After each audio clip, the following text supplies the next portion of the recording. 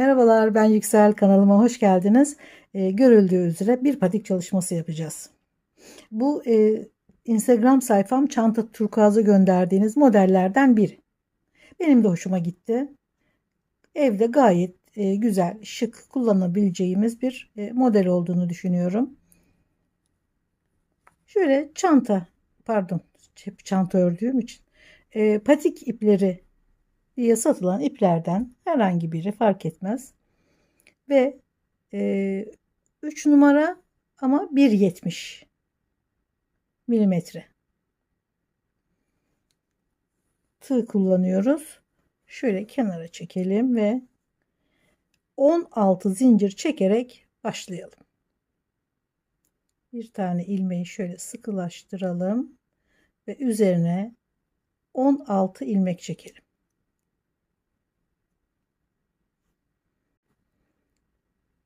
Sonra ipi dolayalım.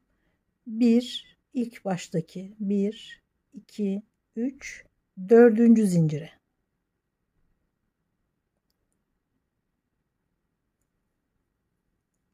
İkili trabzan. Çektiğimiz şuradaki en son 3 tane zincir ilk trabzanımız oluyor. Devam ediyoruz. 14 tane trabzan olacak.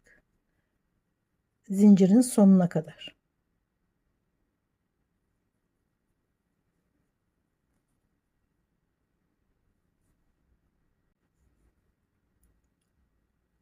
Trabzan. Bir tane zincir çekiyorum.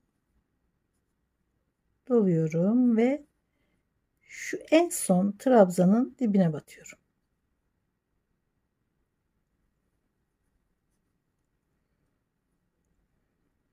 Şurada yaptığımız bir zincirlik aralığa arttırmalar örüyoruz. Sonra burada ördüğümüz gibi aynen hepsinin dibine batarak buradaki gibi bir sırada buraya örüyoruz. Bir tanesini ördük zaten. Şimdi ikinci trabzana geçiyorum. Hemen dibine batıyoruz. Şurada bir zincirlik bir aramız oluştu. Şimdi trabzanları tam karşılığına gelecek şekilde diplerine batarak 14 tane örüyoruz.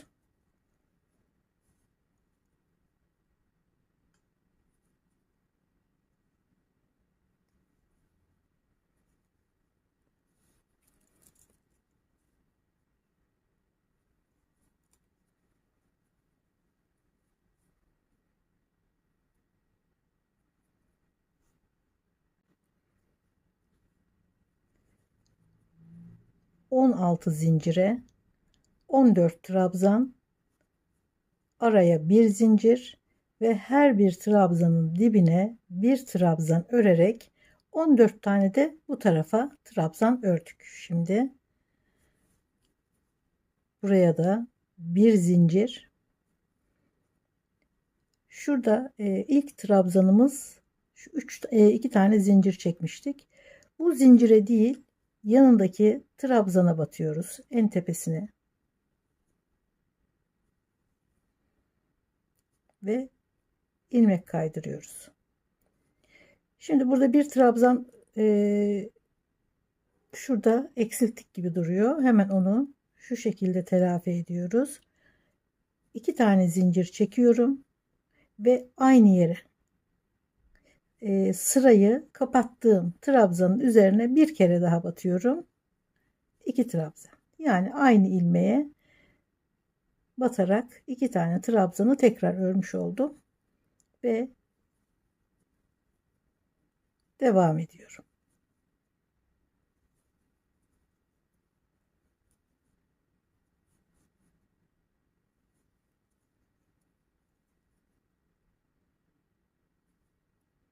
Trabzanda bir eksilme olmadı.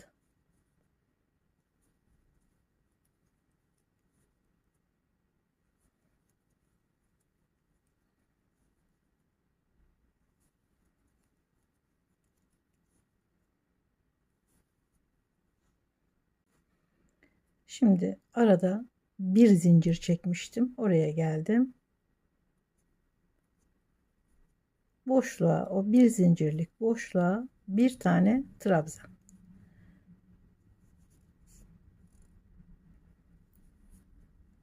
Bir zincir, gene aynı boşluğun içine bir trabzan. İlk trabzan, boşluğa battığımız ilk trabzan bu sıranın arttırması, aradaki zincir arttırma yerimiz ve diğer trabzanda bu sıranın arttırması ve takip eden trabzanlara da birer kere batarak devam ediyoruz.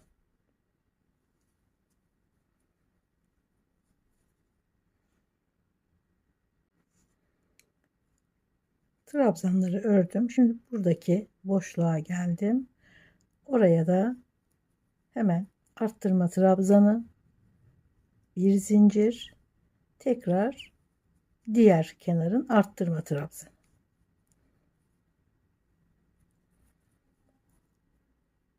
Gene zincire değil, şuradaki ilk trabzan zincirine değil, yanındaki trabzana ilmeği bağlayıp kapatıyoruz.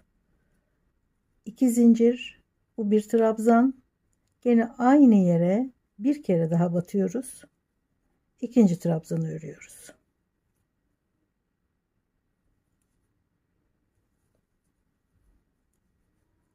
Devam ediyorum.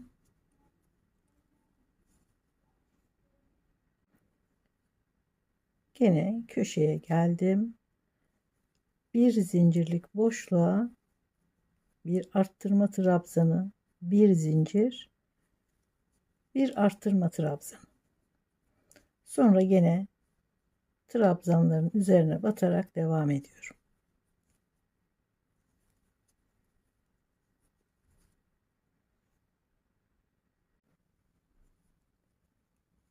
Şimdi gene köşede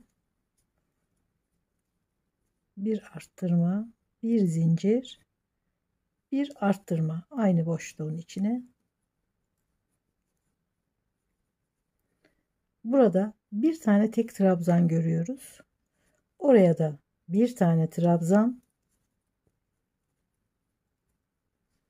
ve şurada 2 zincirlik trabzana değil, yanındaki trabzanın üzerine ilmek kaydırarak sırayı kapatıyoruz. Hemen 2 zincir, bu ilk trabzan ve aynı noktaya, aynı boşluğa bir tane daha trabzan, 2 tane. Şimdi gene devam ediyorum. Gene bu köşede boşluğa bir trabzan, bir zincir, bir trabzan devam edip bu köşeye kadar geliyorum. Yani sıranın sonu. Köşedeyiz. Bir arttırma, bir zincir, bir arttırma. Şimdi 2 tane trabzan görüyoruz. Sıranın başına gelmeden önce. Onları da bir alt sırada bir taneydi. Şimdi 2 tane. Onları da örüyoruz. Ve gene ilk zincir trabzana değil, yanındaki trabzana, tepesine şöyle ilmek kaydırarak kapatıyoruz. 2 zincir aynı noktaya bir kere daha batarak ikinci trabzanı örüyoruz ve devam ediyorum. Sıra sonuna gelene kadar devam ediyorum. 5. sıranın sonundayız. Gene şuradaki boşluğa bir arttırma, bir zincir, bir arttırma. Şimdi 3 tane tek trabzan görüyoruz. Onların da üzerlerine birer trabzan.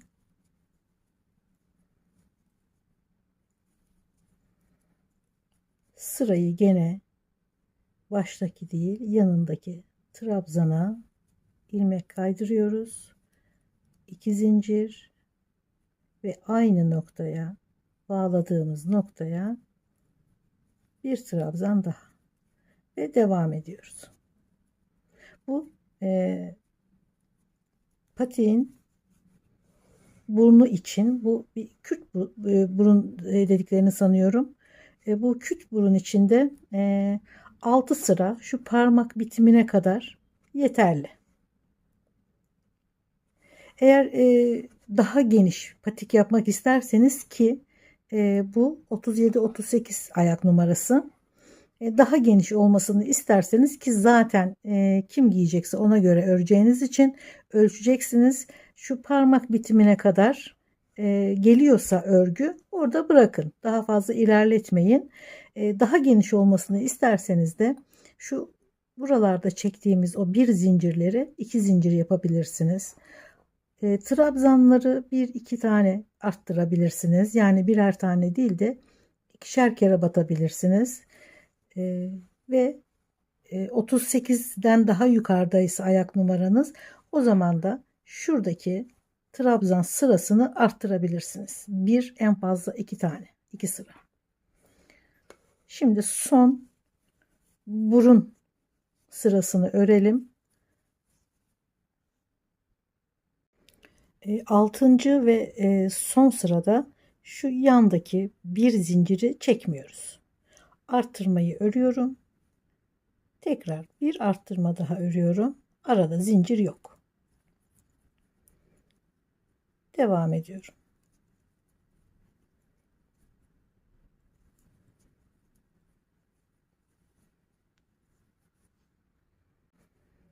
Sıra biterken gene bir arttırma ve bir arttırma daha, arada zincir yok.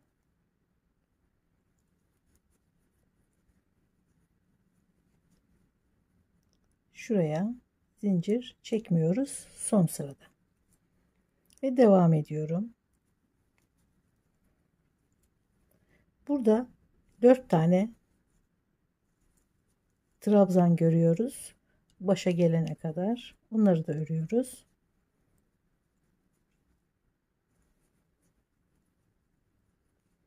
Ve gene aynen şu zincire değil yanındaki trabzana ipi bağlıyoruz, kapatıyoruz sırayı ve 2 zincir gene aynı noktaya, aynı trabzanın üzerine batarak ikinci trabzanı örüyoruz. Bu şekilde patiğin burnu bitiyor. Artık desenli kısma başlıyoruz. Parmak bitimine kadar ulaştıysak tam olmuş demektir. Daha geniş istiyorsanız tekrar söyleyeyim. Çünkü hep video atlanarak izlendiği için bu konuştuğumuz, söylediğimiz detaylar bazen atlanabiliyor. Şuradaki zincirleri iki çekebilirsiniz daha büyütmek için patiği. Arttırmaları daha fazla yapabilirsiniz. Sonra şimdi başlayacağımız bu desenden sonraki şu ayağın uzunluğunu veren trabzanları 1-2 sıra arttırabilirsiniz.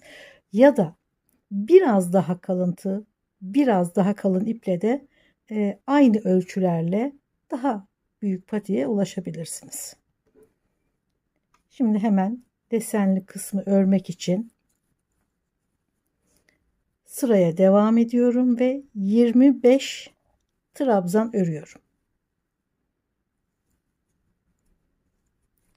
Şurada zincir çektiğimiz ilk trabzan oluyor.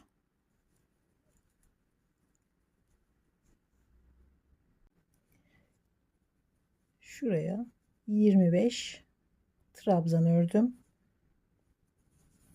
Şuradaki desenleri örüyoruz şimdi. 6 zincir.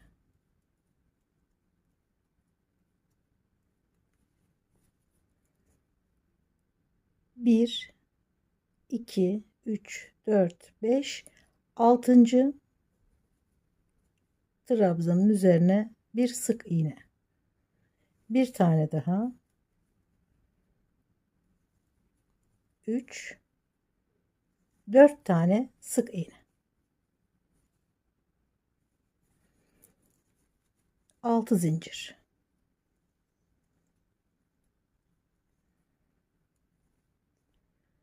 1, 2, 3, 4, 5, 6. ilmeğe, pardon, bunu trabzan örüyoruz.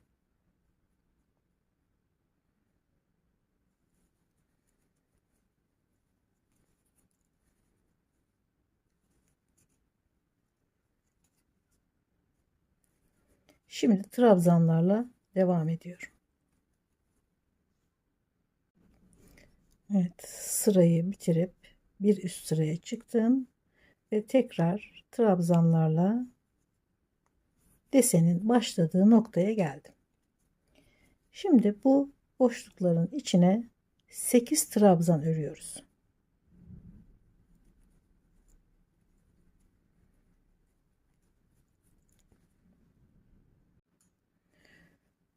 8 trabzan ördükten sonra ilk sık iğneye değil, ikincisine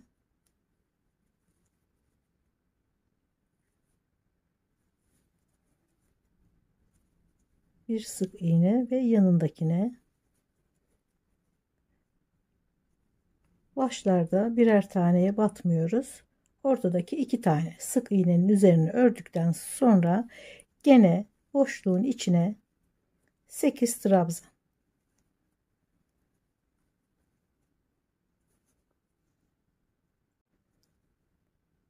İki boşluğa da 8 trabzan doldurduktan sonra trabzanlarla devam ediyoruz.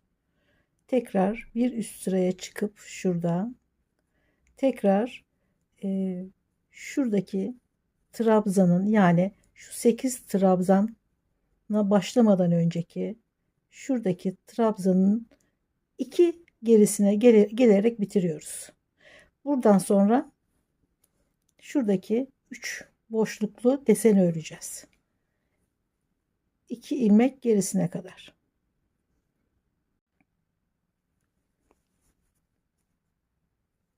Şurada 2 tane ilmek geride bırakıyorduk sırayı. Şimdi 6 zincir,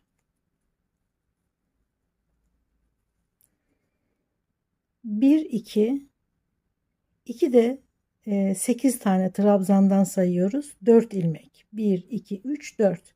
5. ilmeğe yan yana 4 tane sık iğne.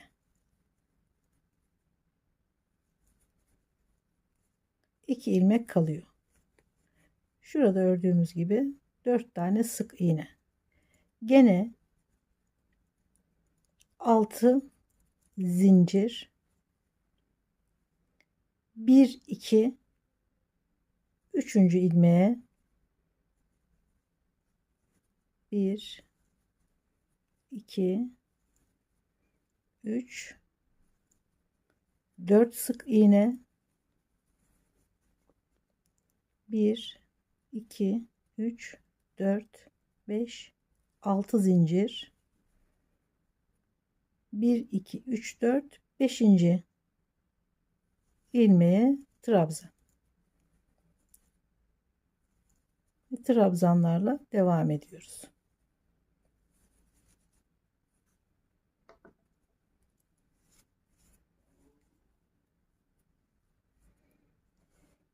Şuradaki 3 boşluk olan sıra.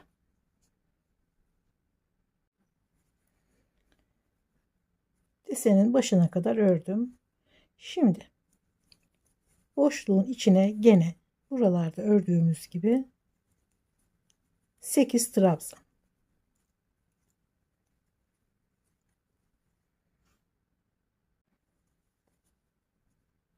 Gene bir tane atlıyorum.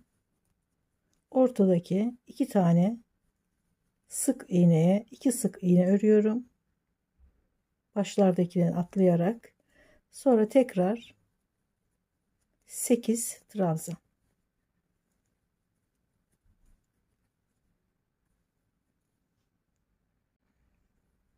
Ve gene 4 sık iğneyi ortadaki 2 tanesine batarak 2 taneyi düşürüyoruz.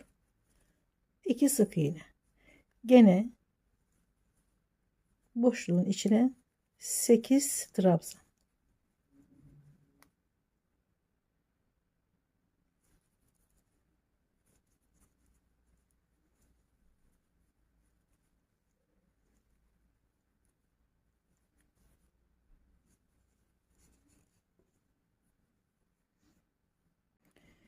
Şimdi desene devam etmeden önce sanırım şuradaki sayıları söylemeyi unuttum. Gerçi aynı ölçülerle ördükten sonra saymasanız da aynı ölçüye, aynı sayılara ulaşırsınız. Ama ben gene de aklıma gelmişken söyleyeyim.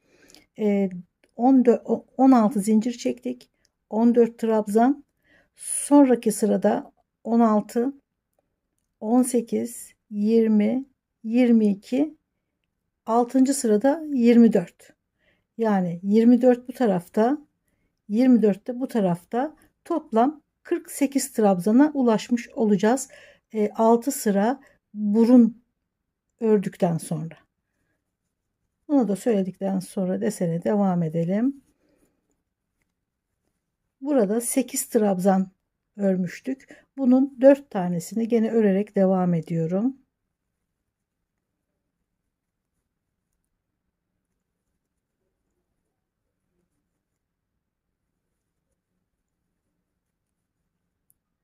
Yarısını ördüm. 4 tane.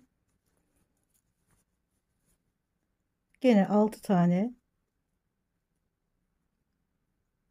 zincir.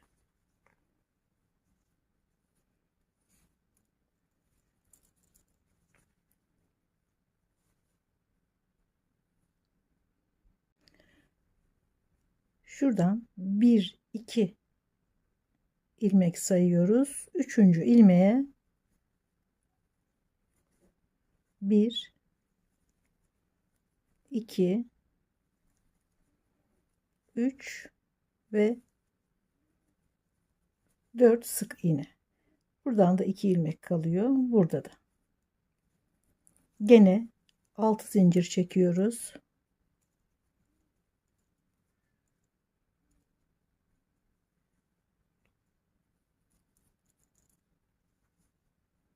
Şuradaki 8 trabzanın 1 2 3 4 tanesini atlıyoruz. Diğer 4 tanesine gene trabzan. Şurada olduğu gibi. Ve devam ediyoruz.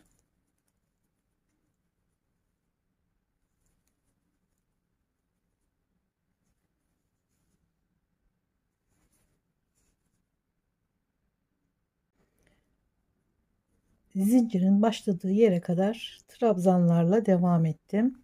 Şimdi boşluğa gene 8 trabzan örüyoruz.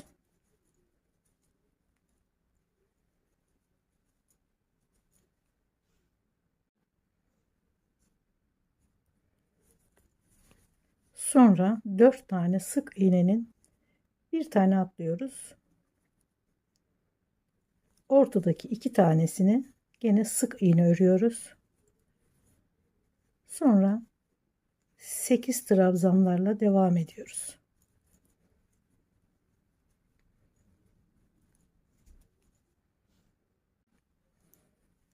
Bu sırada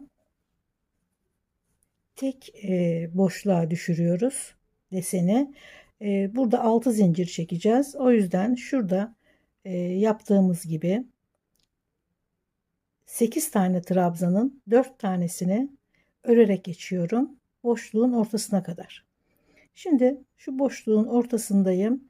Buradan şuraya bir tane 6 zincir çekip ekliyorum.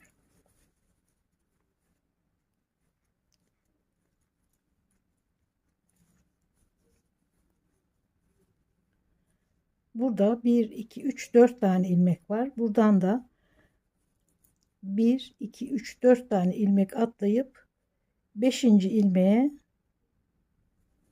batıyorum ve trabzan.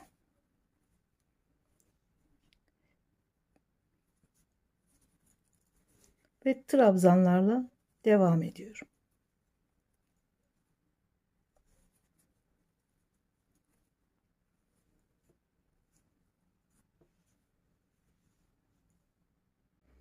Şimdi desenin son sırasını gene son boşluğa 8 trabzan yaparak bitiriyoruz. Bundan sonra artık şurayı öreceğiz. 8 trabzan örüp sonra gene trabzanlarla devam ediyorum. Sıranın sonunda zincirin üzerine bu sefer bağlıyoruz. Çünkü bu bizim ilk trabzanımız.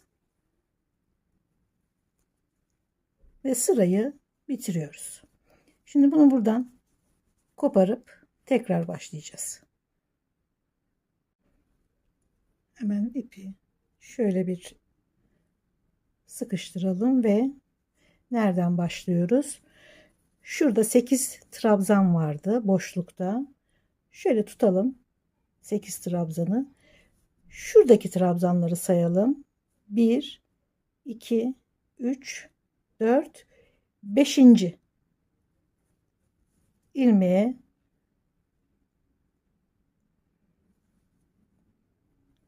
ipi bağlayalım. 1, 2 zincirle ilk trabzanımızı örüyoruz. Sonra sırayla trabzanların üzerine trabzan örerek devam ediyoruz.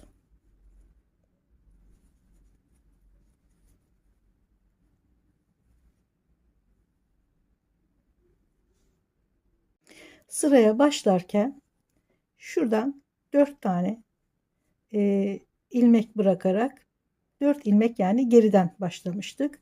Şimdi yine 4 ilmek geride bırakıyoruz burayı da şu şekilde ve artık döne döne öreceğiz, yuvarlak olarak değil.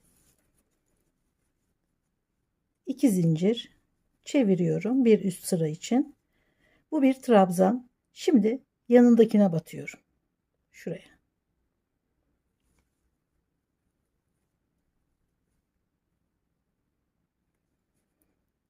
Ve trabzanlarla devam ediyorum. Sıra başına geldiğim zaman gene 2 zincirle bir üst sıraya çıkacağım. Döne döne burayı öreceğiz. Şu kısmı örüyoruz. Desen burada bitti.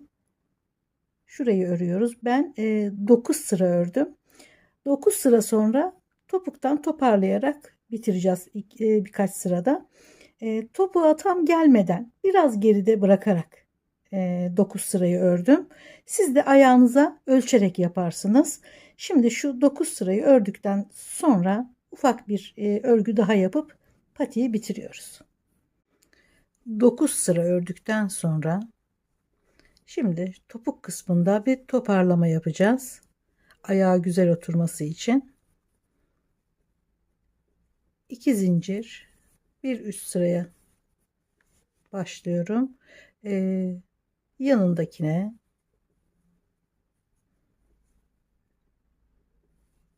16 trabzan örüyorum. 16 trabzandan sonra 6 tane sık iğne örüyoruz.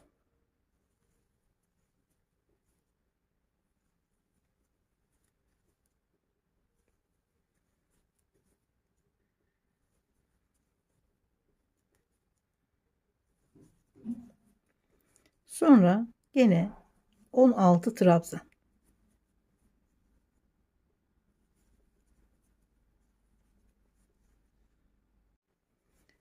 Gene 16 trabzan yaparak şu sık iğnelerin olduğu yere kadar ördüm. Şimdi bu 6 tane sık iğneyi 3 ilmeğe düşüreceğiz. Yanındakine sonra 3 ipi alıyoruz. Bekletiyoruz. Diğerini de alıp ikisini birden kapatıyoruz.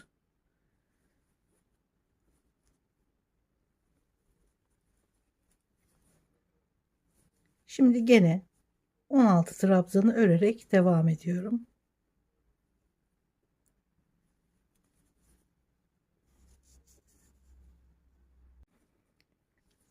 Burada 3 tane sık iğne kalmıştı. Şimdi üçünü birden topluyoruz. Bekletiyorum. Bir tane daha. Üçüncüyü de alıp 4 tane ip oluyor tığın üstünde. Hepsini birden alıyorum. Ve gene trabzanlarla devam ediyorum.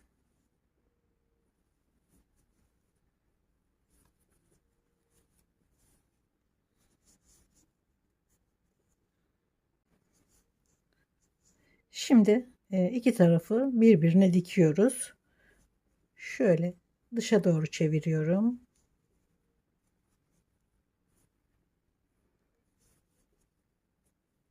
En baştaki şu zincir trabzanın üzerine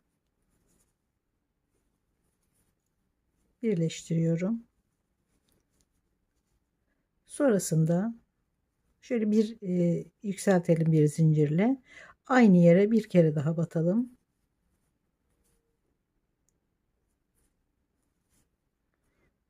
Şöyle ilk dikişi ve kaydırıyoruz. Şimdi ikinci trabzana batıyorum. Karşıdan da ikinci trabzana batıyorum.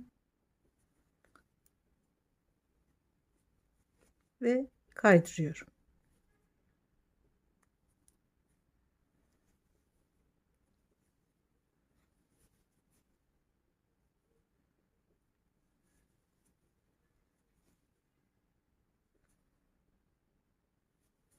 Tam karşılığına batıyoruz birbirlerine.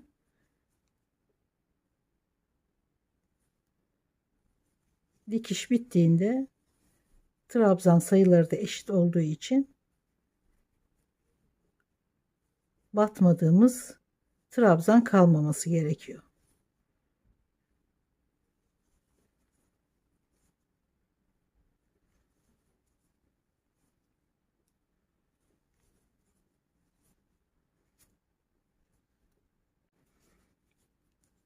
İpi kopardıktan sonra şöyle içinden görünmemesi için kaybediyoruz.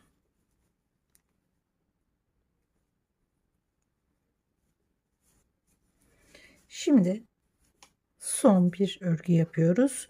Etrafına sık iğne.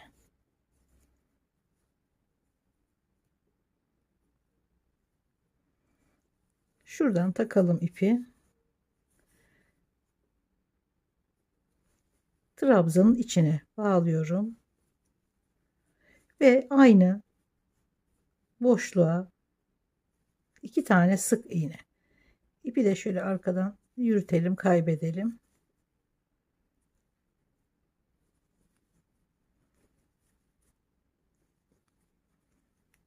Sonra diğer trabzan boşluğuna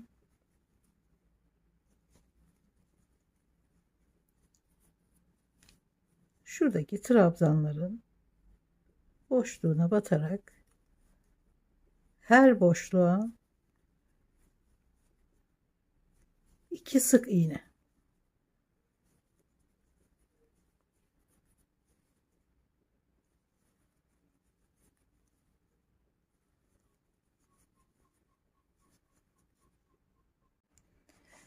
Trabzan aralarına ikişer kere, trabzanların üzerine de birer kere batarak sık iğnelerle bitiriyoruz.